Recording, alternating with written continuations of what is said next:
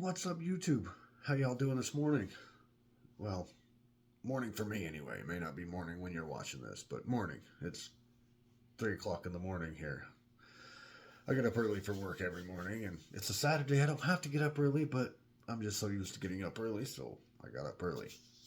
But anyway, just wanted to come on this morning and talk about a few things that have been kind of going on around the world and around the country lately, and kind of give my take on it.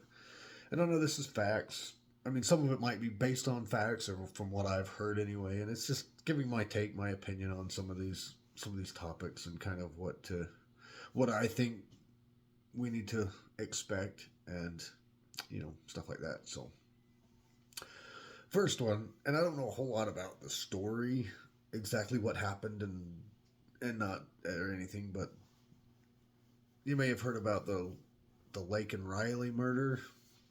Like I said, I don't know a whole lot about that. All I just heard that they let him out of prison. They let the the murderer out of prison, and the reason why they let him out was because they had the prison was getting overcrowded. Overcrowded by what? You let a murderer go because the prisons are overcrowded from what?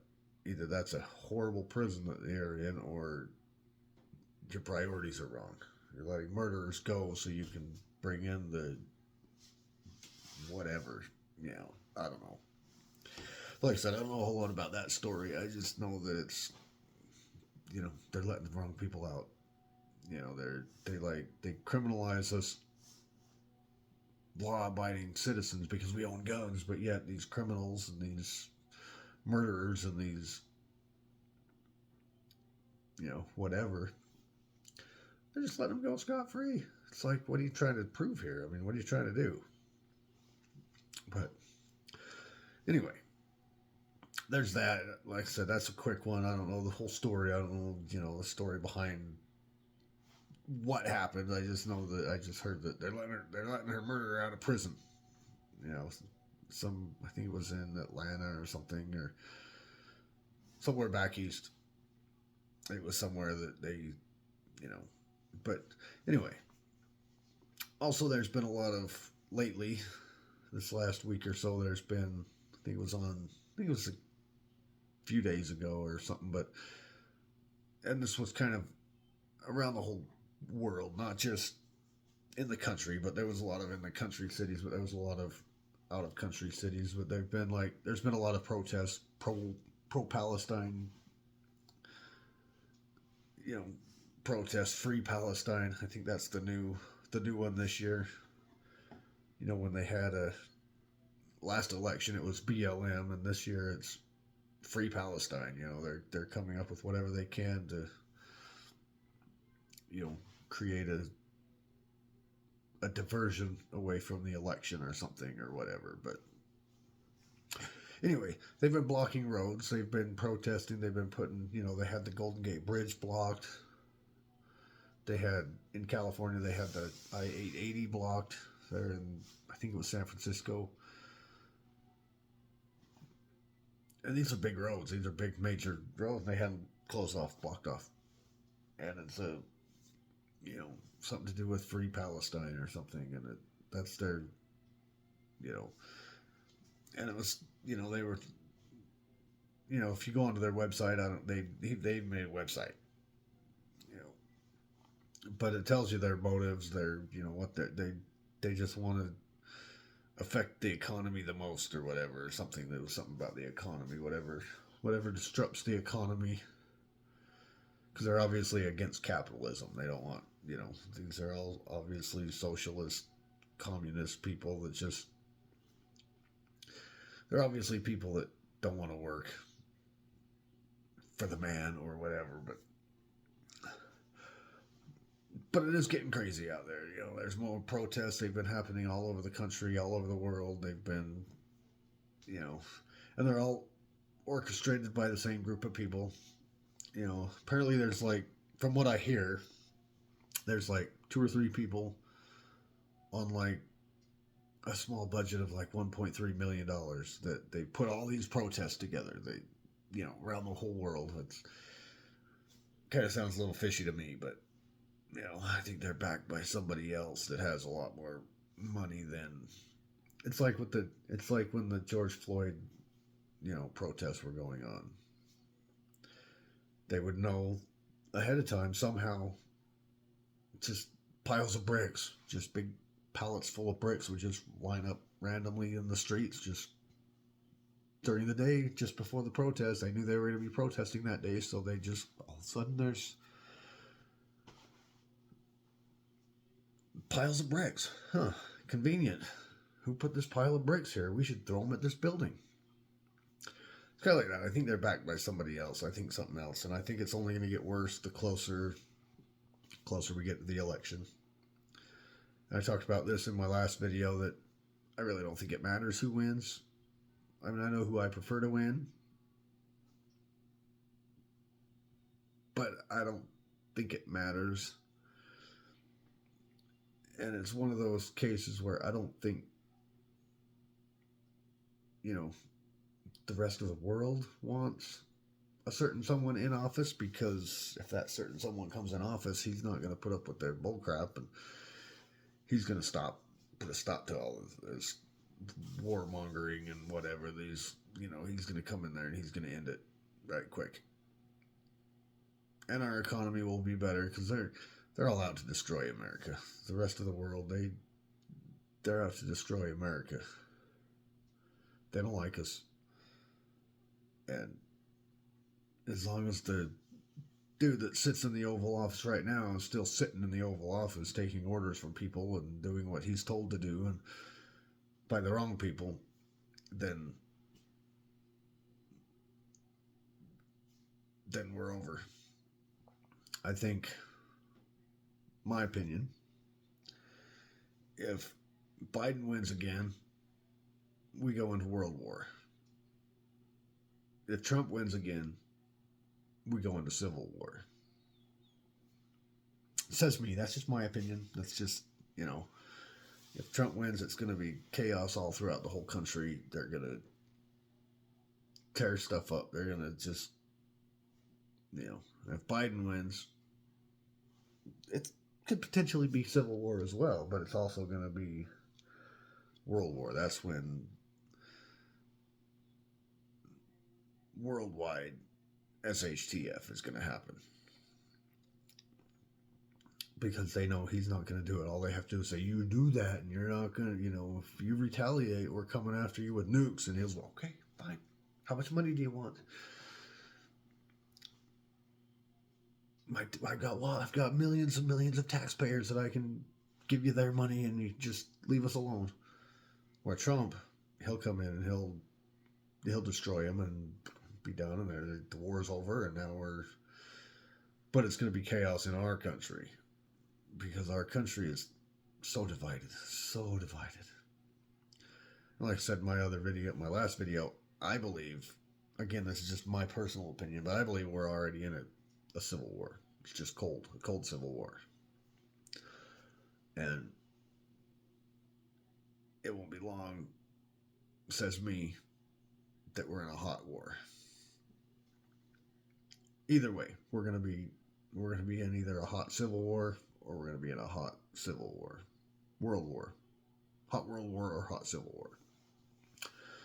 Anyway, enough of that. Protesters blocking the streets. Watch out for it. If you hear about it, find a different route. Yeah, it might take you longer to get there, but you're gonna get there.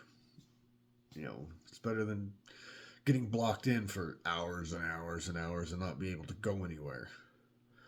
So if you hear about it, just steer clear. Go a different pathway. If you have to take a different freeway, or if, even if it takes you an extra 45 minutes to get to work, whatever, then just avoid it, because it's going to be chaos. It's going to be fighting. It's going to be, it's just going to be a joke.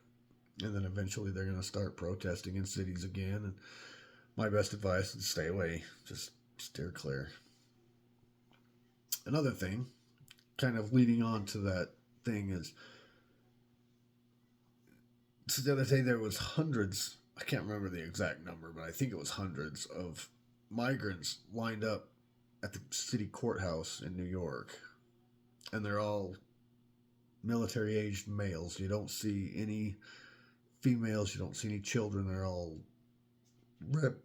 fairly younger, I guess, depending on what you consider younger, but younger-ish military age males lining up at the courthouse in New York. And what are they trying to do there? You may know. I didn't get the whole story. I just heard the headlines of it. And I mean, are they seeking asylum? Are they seeking, you know, I mean, what are they trying to do? I mean, if they're trying to, like, you know, get signed up for the military, if they're trying to get, like I said, their citizenship, if they're lining up to get their paperwork done, which I doubt.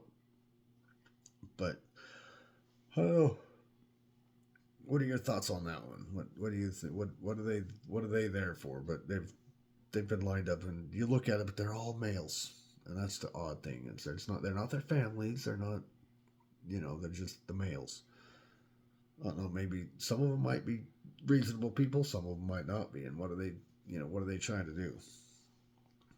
Are they trying to get citizenship so they can vote? Are they trying to get citizenship so they can join the military? Because our military is weak, and we're at an all-time low. Which leads me to my next topic. But what are these guys here for? I mean, what are they lining up at New York? I mean, good, keep them in New York, because apparently places like New York and Washington D.C. and all these places, they think immigrants are wonderful, wonderful. Bring them in, but when we send them to their state, their city, their town, they're like, oh, they can't come here. No way. So it's like, I don't know, but anyway, what are your thoughts on the migrants lining up at the thing and being all males, no children, no wives, no kids, no families, just military aged? I'm not saying they're military; they're just of that age. They're 18, 19, 20, in their 20s ish males, like they're kids, like they're still, to me, they're still kids. They're like half my age, so what do you think on that? And the next topic I want to talk about is the military, and are they going to open up the draft? Are they going to reopen the draft? I'm pretty sure they're going to, and I think that is simply because, like I just said, the military enlistment is at an all-time low. This is the weakest military we've had in like forever. Like we have, and I'm not saying our military is weak. I'm just saying, I mean, some might say it is. Arguably, yes, our military is weak, but it's the weakest it's been in like ages since, I think since ever. Yeah, as time goes by, our military in general gets stronger because technology and whatnot. But even back when our country was first formed, where there was just a small amount of men that took on the British. The British at that time were the most powerful country in the world, pretty much, as far as their military. We had just a few, people that took on that whole military and beat them. And so it's like, it's not the number of military, it's the mindset of the military. We may have a lot more people, we may have a lot more equipment, we may have a lot more better, ballistics and better technology, and but and more, millions and millions of people in the military, but it's the mindset. And it's the mindset of the people nowadays that, people are enlisting for the wrong reason. They're enlisting to say, yeah, I did it. Woo, I made the military. I can do it. I'm trans, I'm gay, and that's why they're joining, is so that they can say, Look, I'm gay and I did it. I joined the military. It's not, no, I'm joining the military because I want to stop tyranny, or I want to go to, I want to, I want a world peace. I want to fight for the right for the country. Or it's not, the mindset has changed. You're there to make a statement, not to fight for our freedom. You know, all these freedoms everybody has, whether you like them or not. The freedom of speech, the Second Amendment, the freedom to guns, the freedoms of all these freedoms that we have, all of them. The ones you like, the ones you don't like, the ones you like, the ones you don't like. They all got fought for by the military, and people died fighting for those rights. The freedom for you to say what you want. The military fought for that, and people died for that. The rights that somebody else likes, myself, that you may not like, but I like it. But it's a freedom. I have that freedom to do that. I have my freedoms, you have your freedoms. We both have the same freedoms. You just choose to like some of them more than others, and I choose to like some of them more than others. But those freedoms wouldn't be freedoms if we didn't fight for those freedoms. And people, men, women, I would say children, but to some people, it's people's children. People's moms, people's dads, people's brothers, people's sisters, people's children fought and died for us to have those freedoms.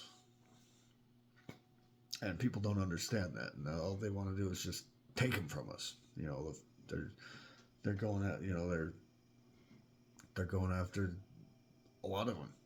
They've made that new law with that they can start basically spying on our social media posts. And they, there's a story where an FBI guy came to some guy's house because he talked to somebody online. And that's what hey, you talked to this person online. He didn't even know the person personally. Never even met the guy. But he came in and he talked. They had a little conversation. I don't even know if it was a conversation or what, but they talked online. And maybe the guy he was talking to online was on some kind of a watch list or something. But this guy talked to him, so they came to his house because he talked to them online. That's that's taking our freedoms away. Just by doing that, that's taking our freedoms away. That's taking our, some of our rights to freedom of press, freedom of speech, freedom of press, freedom of, unlawful search and seizure. They're searching our stuff without any kind of warrants. You shouldn't be. I mean, it's out there. I mean, it's online, it's social media, so it's only there to be read. People are going to read it. People are going to find out, but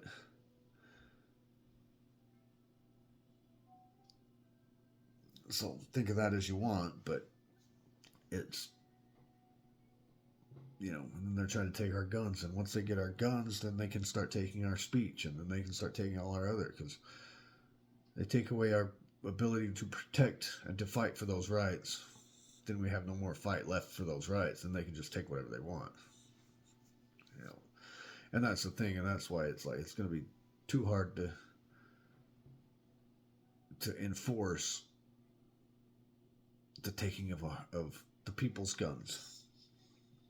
Whether you're a gun person or not, it's going to be too hard. They're not going to do it. There's so many gun owners, and there's some of them might say, okay, I don't want to be a felon. I don't want to. Okay, here you go. Here's my guns. Some of them might do that, but a very big, vast majority of them are not going to just hand them over. You're going to have to fight for them. You're going to have to come and take them. And you're either going to have to not pass your stupid laws, or you're going to have a fight on your hands, which is going to turn into a hot civil war, and it's going to be, it's going to be a bloodbath. Because there's people that aren't going to just go down willingly, aren't going to just hand over their guns. There might be some that are, like I said, there might be some that give them up just because they don't want to go to jail, they don't want to get in trouble, they want to cooperate. They want to comply with all the, with all the stupid cuckoo rules that are coming up with. But a big, vast majority of law-abiding gun owners and even the criminal gun owners, they're not just going to hand them over. Especially the criminals. The criminals aren't going to hand them over. That's okay, taking my guns. So why should we, law-abiding citizens that went through the paperwork and went through the process and are getting trained, and we're using our hard-earned money to do that. We pay our taxes. We're not out there shooting people. We have guns. We go out there and we train. We practice. We shoot. We don't shoot people. We're just out there at gun ranges. We're out there training. We're out there practicing. We're not doing anything wrong, but yet we're the ones that they're trying to take our guns from. Just because some criminals are out there using guns to cause problems. But anyway, the draft. Are they going to reopen the draft? Who knows? I believe they will. I believe they're going to reopen the draft. So if you're closing in on that 18, 19, 20 year, if you're in that age, I have a feeling you're going to be registering for the draft again. They're even calling back some vets to come back. They're even calling some of them back. How does that work? If they call you back, do you have to go? Say, no, man, I'm retired. I got a lot.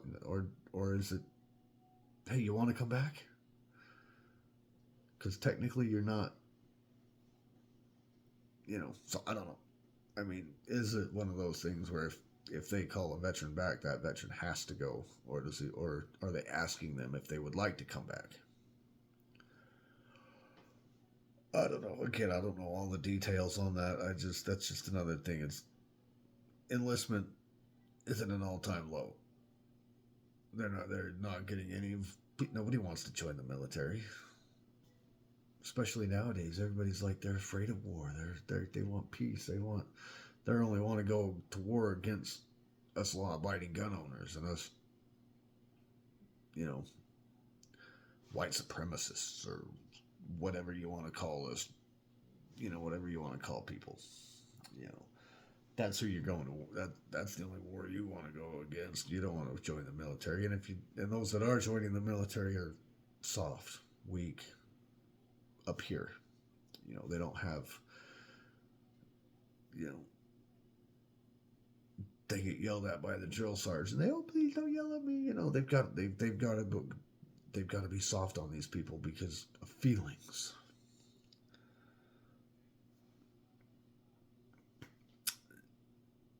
So it's like, this country is doomed right now. The whole world is doomed, and so a lot of the whole world is going that same way. And to be totally honest with you, a lot of what some of these liberal whatevers, LGBTQ plus whatevers, I don't necessarily support them. You do you, but I don't support it. I don't believe in it. I think, but nothing. You have your choice. You have your rights. That's what I'm talking about. That's what I was talking about. You have the right to do that. You have the freedom to do that, which people fought and died for. And I have the right to not believe in it, which people fought and died for that right. So it's like, can we just agree to disagree and not have to be, because I don't believe in it, now I'm a racist or a bigot or a homophobe or whatever the hell you want to call me. Can't we just say, well, you have your right to do that, and I have my right to not do that? But anyway, enough of that. But the people that they're supposedly supporting, these Palestine and, places like that, Iran, Iraq, these kind of Middle Eastern countries, you go in there, if you're gay, they chop your head off. They throw you off of buildings. They don't, these people that you're supposedly supporting, they don't support gays either. So it's one of those weird things, that you don't even know what you're doing. These people that are out blocking roadways, you're blocking roadways for a cause that you have no idea what it is. You have no idea. You go to their country and openly be gay. Yeah, good luck with that. But anyway, the last little story I wanted to talk about was something that just happened yesterday. At the time of this recording, happened yesterday. It was in Maryland. I can't remember the name of the city, but it was in Maryland somewhere. And it was a senior skip day. Graduation's coming up, and all schools have it. It's a senior ditch day, senior skip day, senior slough day, whatever term you call it. It was senior skip day, and there was a little party outside at this place. It was like maybe a couple hundred people. Kind of a lot of people, a couple hundred may not sound like much, but that's a lot of people. And 5 of those people got shot. 5 people between the ages of 16 and 18, got shot. None of them were killed, or at least I think one's in critical condition. The others were just in, savable. But one is in critical condition, but that doesn't necessarily mean that you can come out of critical condition. Critical is pretty close to dead, but not quite. They can, but. And I don't know a whole lot of the motive yet. I just heard about it yesterday, so I haven't got a lot of the facts of it yet. But I believe, says me, that it was targeted. It was probably something that happened. They were going after that person, and the other people were just randomly caught in the, in crossfire. The one that's in critical condition was the target. But I don't know this for a fact. This is just my opinion. But I think that it may have been targeted somehow. I don't think it was just a mass shooting, just a random act that I'm going to take a gun on. I'm just going to start shooting random people. I don't believe that's what it was. I think it was, I don't know if there was multiple shooters. That's possible. But, 5 people got shot. 5 kids. And that's the other thing.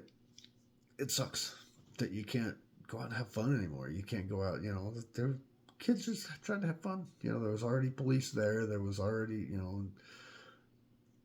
people, kids, whatever. They're just out trying to have fun, hang out, do their thing. But you can't go into any kind of crowded place anymore without the feeling of you're going to be getting shot, or they might, especially in some of these states that are heavily anti-gun. They're the ones that this happens to the most. It happens in other states, but in an anti-gun, gun-free zone, it's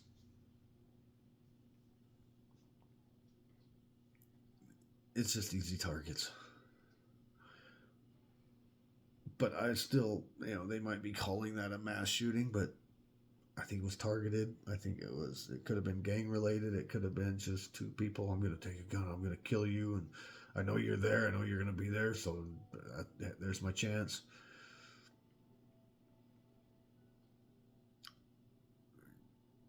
Because to me, the typical mass shooting, the kind that is not, the rest of them are mostly targeted for some reason or another.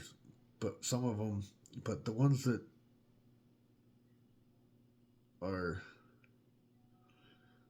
what everybody's calling mass shootings, again, this says me, is they're the ones that a real mass shooting is my definition of mass shooting, let me put it that way, is the shooter is trying to make a statement and he wants to get caught. He or she wants to get caught.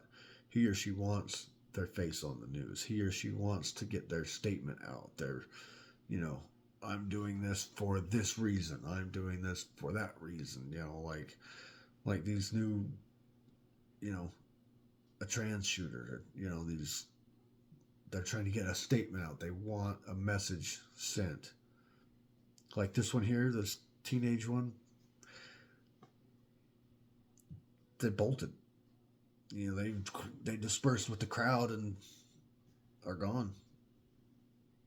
May never find them, but anyway, that's the difference, in my opinion, from the ones that are, you know, these are just acts of violence, not, you know, they're not statement shootings. A lot of these ones you hear about that make the big news, these school shootings, those are the ones that I think, and this is again my opinion, I think those are the ones that are set up, that are planned out, that are orchestrated by not just the shooter. They're funded. They're, you know, and they have a cause. They have a reason. They have they want to be caught. They want to be caught. They want to be killed. They want to be whatever. But they have a message that they want sent in the process. They're not just, I'm shooting you because I'm shooting you. No, I'm shooting you because whatever the message is. You know, whatever that message is. They have a message and they want to be heard. And they want that message heard. This case in the Maryland, there wasn't a message. It was just a crowd of people. Someone got shot. Some people got shot. To me, that's targeted. If there's no, you know, headline behind the reason, the motive, the who it was, you know, because a lot of these ones that really make the news they know who it is, they caught him, they shot him, they picked him up, and then they start, then they start researching who it is, and they start, he's been posting Facebook posts about it, he's been this, he's been